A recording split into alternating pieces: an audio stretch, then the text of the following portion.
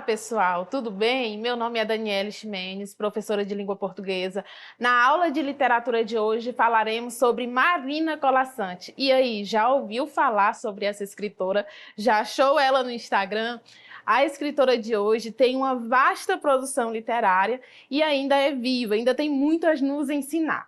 Então, na aula de hoje, nós traremos algumas produções da escritora, algumas características específicas da escritora e algumas questões um tanto quanto inspiradoras, tá?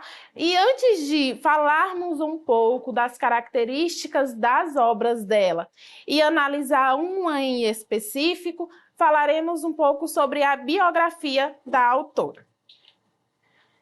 Marina Colasanti, que nasceu em 1937 e vive até hoje, é uma escritora, jornalista e tradutora brasileira. Então, observa aí que ela caminha em várias funções, em várias profissões. E aí eu gostaria de fazer uma ênfase aí. Tem escritora, jornalista e tradutora brasileira. Ela, na verdade, em uma entrevista foi questionada por que ela escolheu aí ser intitulada de escritora, levando em consideração as atuações dela em diversas áreas. Ela diz que era o mais fácil de se compreender, é tanto que ela tem mais de 50 obras publicadas, não só no Brasil, mas no exterior. Então, ela tem essas diversas funções, tá bom?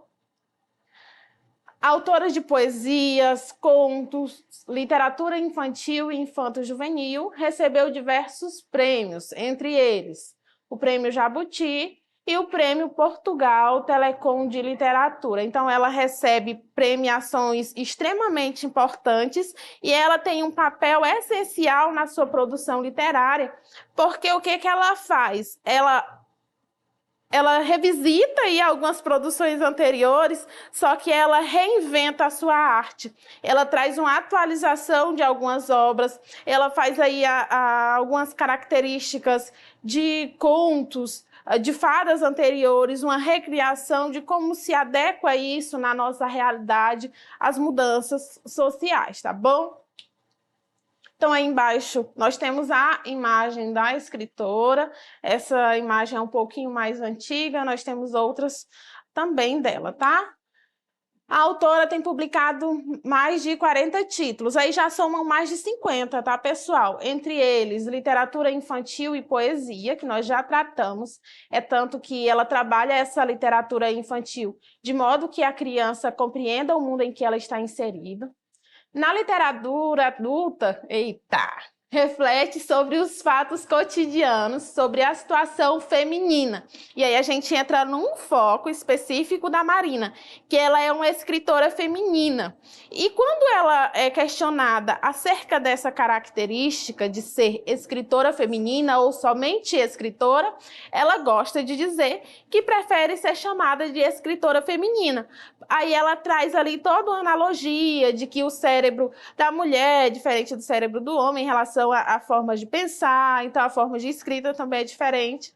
E ela se considera uma escritora feminina. E ela diz, inclusive, que quando se trata do feminino ou do movimento feminista, por exemplo, você tem que estudar, você tem que ler bastante, não basta se inserir apenas nesse contexto, nesse grupo, mas você tem que compreender toda a questão envolta. Então, ela é uma escritora feminina. As produções dela são voltadas para o público feminino.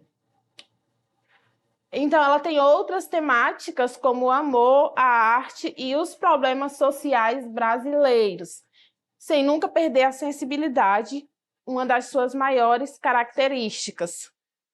Então, aqui, a gente já tem duas características da escritora. Primeiro, ela tem uma produção principalmente destinada ao público feminino. O segundo ponto específico é justamente trazer problemas sociais, como o problema que nós vamos analisar futuramente. Eita, que a dicção da professora hoje não está das melhores. Vamos lá, pessoal. Uma grande característica também da escritora é que ela é tradutora, tá? Ela traduziu importantes obras de autores da literatura universal Entre eles estão aí As Aventuras de Pinóquio, de Carlo Collodi, de 2002, A Pequena Alice no País das Maravilhas, de Lewis Carroll, 2015, Imagine, de John Lennon, aí, de 2017. Marina é casada com o também escritor Afonso Romano de Santana, desde 1971, e juntos têm 2 filhas. Então, a gente tem um resumo mais ou menos da escritora. Vamos falar agora de algumas das obras. Eu só coloquei algumas, porque nós observamos que ela tem diversas produções, pessoal. Então, eu coloquei aí de 1968 a 2017. Isso comprova que a escritora ela ainda se mantém na ativa quando se fala em produção literária, tá bom? Vamos lá. A primeira, Eu Sozinha, de 1968. Nada de Manga, 1975. Uma Ideia Toda Azul, 1978. 12 Reis e a Moça no Labirinto do Vento, 1978. A Menina Arco-Íris, 1984. E por Falar em Amor, inclusive, é muito famoso, 1985. O Verde Brilha no Poço, 1986. Contos de Amor Rasgado, 1986. Nessa obra da Marina, a gente tem críticas muito fortes relacionadas aí ao feminino, à posição da mulher na sociedade, tá? Aqui Entre Nós, 1988. O Menino que Achou uma Estrela, 1988. Um Amor Sem Palavras, 1995. Gargantas Abertas, 1998, Fragatas para Terras Distantes, 2002, Como uma Carta de Amor, 2014, Mais de 100 Histórias Maravilhosas, 2015, Melhores Crônicas, Marina Colasanti. Então, a escritora também produz crônicas, 2016. Tudo tem princípio e fim, aí, 2017. Pessoal, nós vamos analisar agora um conto da escritora que se chama Para Que Ninguém a Quisesse. De repente, você já deve ter ouvido falar de outras obras da Marina Colasanti, a exemplo de A Moça Tecelã. A Moça Tecelã é uma obra que ela é destinada a crianças. Inclusive, quando se tem a identificação, a indicação desse livro, ele pode ser lido por crianças do 1º, 2º e 3º ano do ensino fundamental. No entanto, a produção, observando as características dessa obra, ela também abrange o público aí adulto, levando em consideração a reformulação do papel da mulher na sociedade. Como assim, professora? Resumindo esse conto aí, o que é que eu tenho? Eu tenho ali alguns elementos fantásticos, alegóricos ali, e aí é uma recriação de conto, né? Recriação de conto de fadas, em que a mulher ela consegue resolver seus problemas sozinhos. Então, a mulher tem o seu empoderamento, ela consegue se livrar das situações sozinhas. Então, a Moça Tecelã, ela tece tudo o que ela quer. E nessa tentativa de tecer muitas coisas, ela tece um marido. E quando ela tece esse marido cria vontade própria.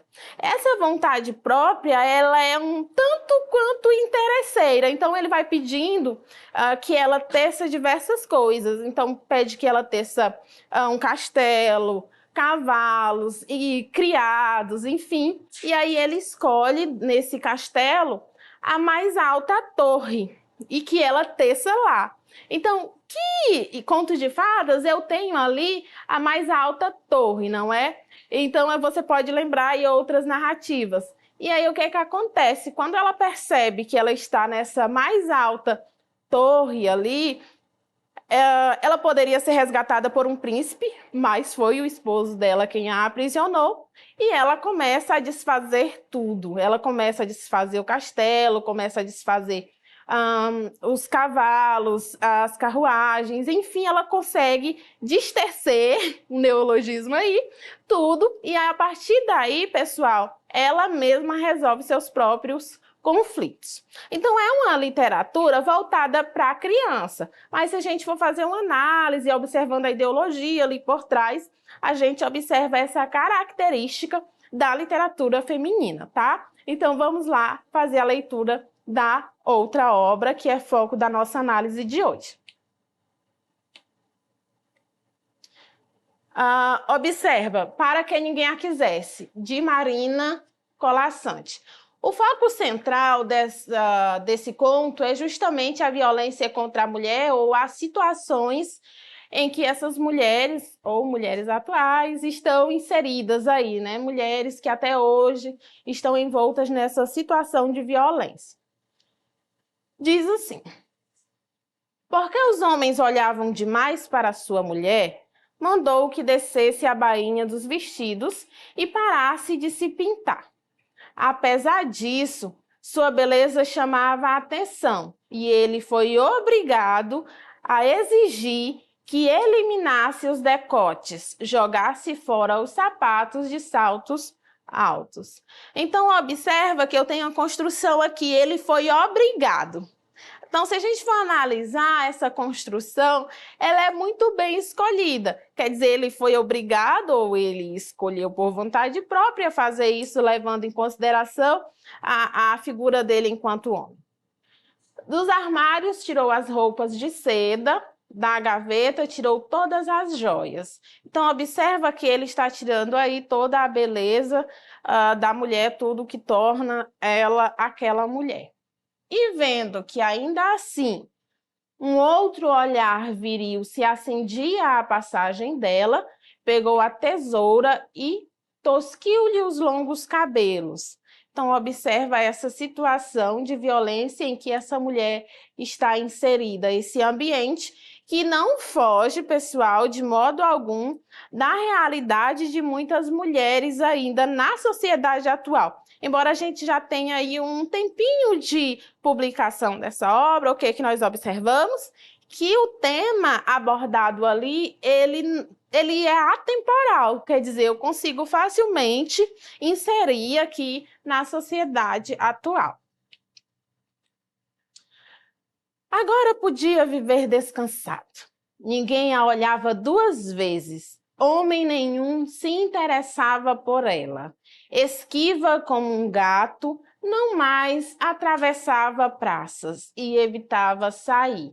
Então, observa que a Marina utiliza aqui a comparação da mulher aí a um gato, quer dizer, ela vivia sempre sorrateiramente ali, sempre muito arisca, com alguns resquícios aí dessa violência, ou muitos delas, né?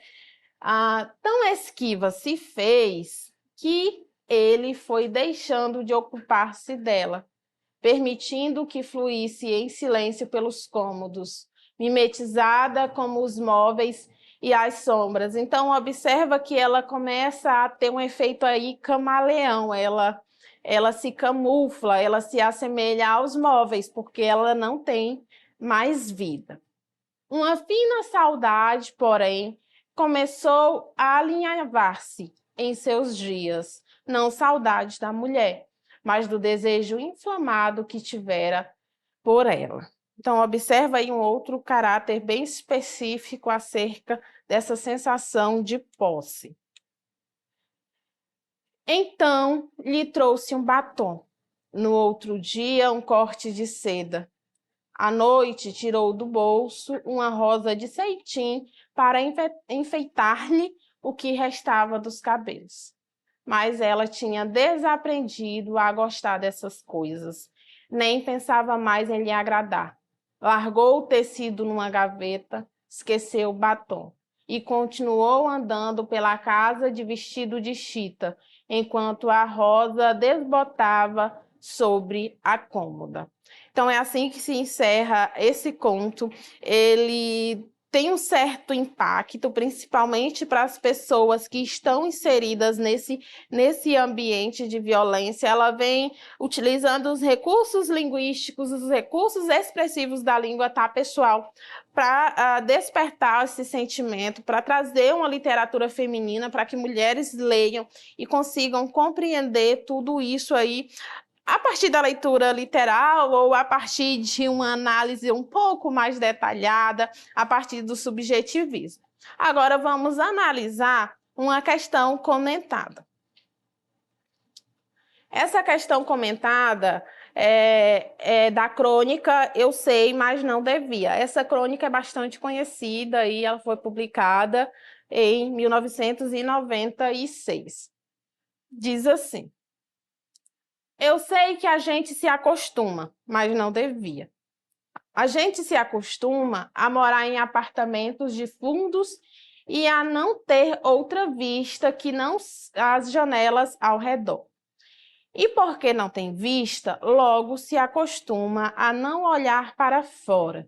E porque não olha para fora, logo se acostuma a não abrir todas as cortinas. E porque não abre as cortinas, logo se acostuma a acender mais cedo a luz.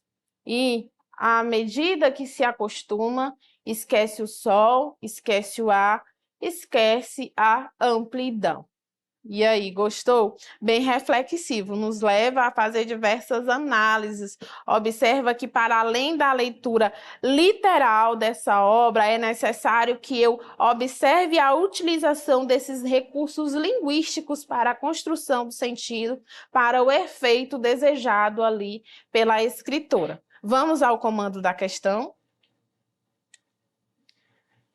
Diz assim: a progressão é garantida nos textos por determinados recursos linguísticos e pela conexão entre esses recursos e as ideias que eles expressam. Então, a gente está falando aqui de recursos linguísticos e essa conexão e transmissão aí de ideias.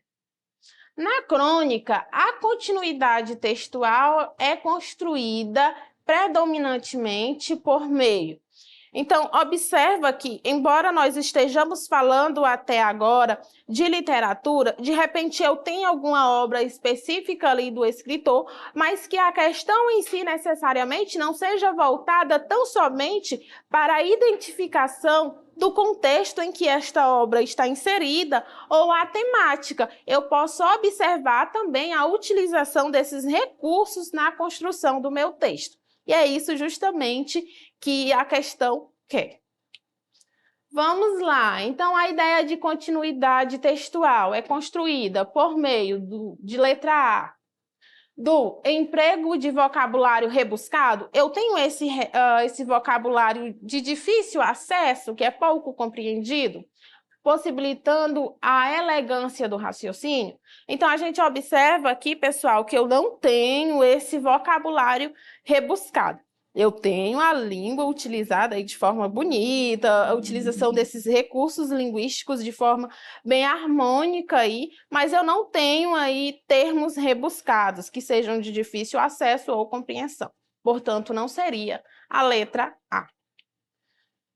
Letra B, na repetição de estruturas, garantindo o paralelismo sintático e de ideias. Opa, observa aqui que nós falávamos sobre a utilização desses recursos e das ideias, então aqui a gente tem repetição de estruturas.